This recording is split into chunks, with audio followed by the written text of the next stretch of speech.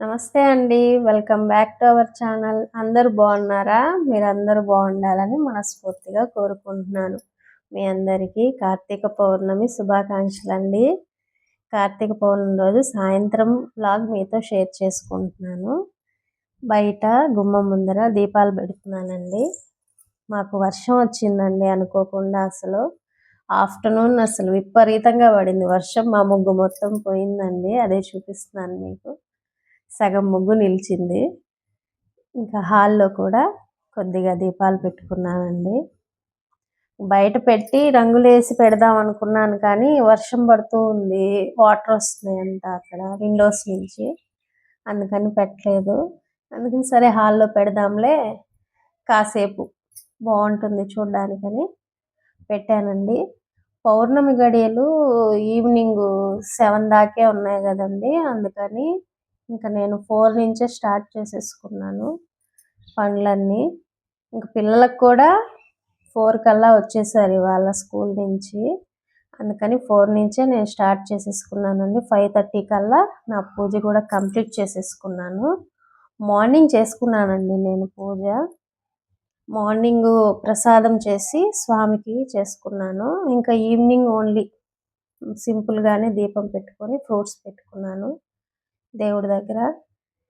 త్వరగా చేసేసుకున్నానండి. మళ్ళీ వర్షం వచ్చేటట్టుంది కదా, మళ్ళీ వెళ్ళకపోతే 7 దాకే ఉంది కదా అని చెప్పి ఇంకా ఫాస్ట్గా చేసేసుకున్నాను. ఇవి 365 ఒత్తులండి. నేను ముందు రోజు లెక్క పెట్టుకుని పెట్టుకుంటాను అన్నమాట ఒత్తులు. అంటే వాళ్ళు అంటారు కానీ 365 ఒత్తులని కానీ ఉండవండి. నేను 3 ప్యాకెట్లు అయ్యాయండి. నాకు 3 ప్యాకెట్లు చేరి 365 ఒత్తులు అయ్యాయి లెక్క పెడితే కరెక్ట్గా. ఒక్కొక్క ప్యాకెట్కి కనీసం ఎన్నండి 120 ఏమో వచ్చాయి ఒక్కొక్క ప్యాకెట్లో. అంత తక్కువ ఉన్నాయి.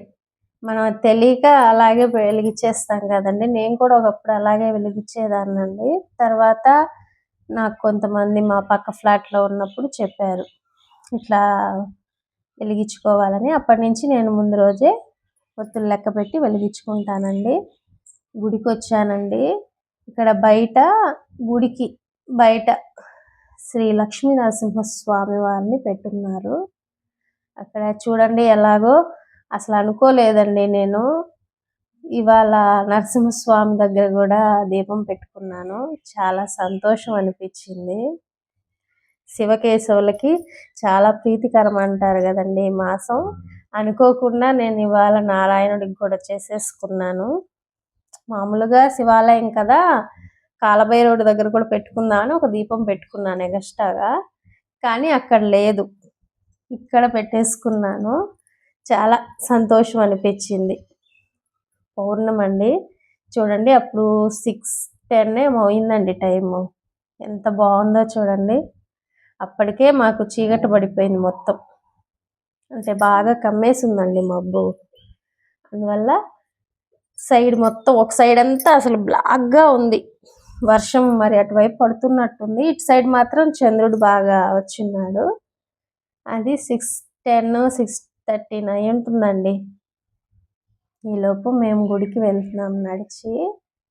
కింద మెట్లు ఉన్నాయండి, మెట్లు ఎక్కలేంలే అని చెప్పి కింద ఇటువైపు ఇంకా దారి ఉంది, మామూలుగా రోడ్డు, అక్కడ మాత్రం ఎక్కొచ్చేసాము. అందరూ వెహికల్స్లో వస్తున్నారు. చూడండి జనం ఎలా ఉన్నారు. అసలు ఇసుకేస్తే రాలదన్నట్టు ఉన్నారండి జనం. అసలు చాలా బాగుందండి. నేను ఫోన్లో షూట్ చేయడం దానికన్నా అసలు డైరెక్ట్ చూస్తే మాత్రం అసలు ఎంత బాగుందనండి. కొండ పైన ఉంటారు స్వామి. అసలు చూడడానికి 2 కళ్ళు సరిపోలేదండి, అంత బాగుంది. అసలు స్వామి దగ్గరికి వెళ్ళకముందే బయటే అసలు మాకు కలర్ఫుల్గా ఉంది. అసలు దీపాలు మొత్తం పెట్టేశారండి. నిజంగా 2-3 గంటల సేపు వర్షం రాలేదు కాబట్టి చాలా హ్యాపీగా పెట్టుకున్నారు అందరూ. నాకైతే అస్సలు ప్లేసే దొరకలేదండి. ఫస్ట్ ముందు స్టార్టింగ్లోనే ఉసిరి చెట్టు దగ్గర పెట్టుకుందామని చూశాను, కానీ అస్సలు అక్కడ మొత్తం పెట్టేస్తున్నారండి. అసలు నిలబడడానికి కూడా ప్లేస్ లేదు, అంత ఫుల్గా ఉన్నారు జనం. ఇంక సరే అంటే 7 కల్లా అయిపోతుంది అన్నారు కదా, ఈలోపు అందరూ అసలు విపరీతంగా వస్తున్నారు. అప్పటికే జనం బాగా ఇంక సరే అని లోపలికెళ్ళాను. వెళ్తే అక్కడ చూసాము మొత్తం పెట్టుకుంటున్నారు. కానీ అక్కడ కూడా అసలు అసలు నడవడానికి కూడా ప్లేస్ లేదండి. మొత్తం వెతికాను, కాసేపు వెతికితే పర్లేదు ఒక దగ్గర దొరికింది. ఒక్కరవే ప్లేసు. ఇంక అక్కడే పేపర్ ఏసేసుకొని కూర్చొని పెట్టేసుకున్నానండి దీపము. అప్పటికే వెనకాల పెడుతున్నారు. ఒక పక్క భయమేస్తుంది. అంటే వెనకాల దీపాలు వెలిగిస్తున్నారు గదా! ఎక్కడ అవి అంటుకుంటాయో అని అదొక భయం. వెనకాల చూసుకోవడం, పక్కన చూసుకోవడం సరిపోయిందండి. ఈలోపు స్వామివారికి ఎలాగో 365 ఒత్తులు పెట్టేశాను. చాలా మనసుకు ప్రశాంతత అనిపించిందండి. ఎక్కడ వర్షం వస్తుందో, మిస్ అయిపోతానేమో అని అనుకున్నాను. కానీ ఆ శివయ్య దయ వల్ల పెట్టుకున్నాను. చాలా బాగుంది. నాకు మాత్రం చాలా మంచిగా అనిపించింది. ప్రతి ఒక్కరూ ఫ్యామిలీస్‌తో చాలా బాగా అందరూ పిల్లలతో కలిసి వచ్చి పెట్టుకుంటున్నారండి. నాకైతే చాలా మంచిగా అనిపించింది. టెంపుల్ కూడా చాలా బాగుంది. ఫస్ట్ టైం అండి వెళ్ళాను. ఇంత పెద్ద టెంపుల్ చూడ్డానికి బయట సింపుల్‌గా అనిపించింది గానీ, లోపల మాత్రం రీమోడల్ చేశారంటండి. అంతకుముందు పురాతన పరంగా ఇది పెద్ద టెంపుల్ అంటండి. ఇప్పుడు బాగా కడుతున్నారు. అసలు కొండ పైన ఉందండి. అసలు కింద నుంచి చూస్తే అండి సిటీ అసలు ఎక్సలెంట్‌గా ఉంటుంది. చూడండి ఎలా పెట్టుకుంటున్నారో. అప్పటికే చాలామంది పెట్టుకొని వెళ్ళిపోయారు. మేము పెట్టుకునేసరికి టైము 6:40 అయ్యుంటుందండి కరెక్ట్‌గా నేను పెట్టేసరికి. దీపమంతా వెలిగిచ్చేసుకొని కొబ్బరికాయ కొట్టేసరికి 6:40 అయింది. అప్పటికే చాలామంది పెట్టేసుకొని దర్శనానికి వెళ్ళిపోయారు. అసలు కిక్కిరిసిపోతున్నారండి జనం అసలు. చిన్న పిల్లలు అసలు. నాకేమో భయం. ఎక్కడ పిల్లలకి తెలీదు గదండీ! ఎక్కడ కాలుతాయేమో, ప్రమిదలు అయన్నీ మంటలున్నాయి గదా! జాగ్రత్తగా చూసుకోవాలి గదండీ పసిపిల్లలు.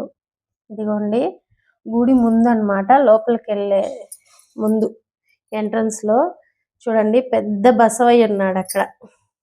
బావుందసల. బసవయ్య గూడా చాలా పెద్దగా ఉంది. కెమెరాలో అలా కనిపిస్తుంది గానీ, రియల్‌గా మాత్రం చాలా పెద్దదే. జనము కొంచెం తగ్గారండి మేము వచ్చేసరికి. అంతకుముందు మాత్రం బాగా ఎక్కువున్నారు.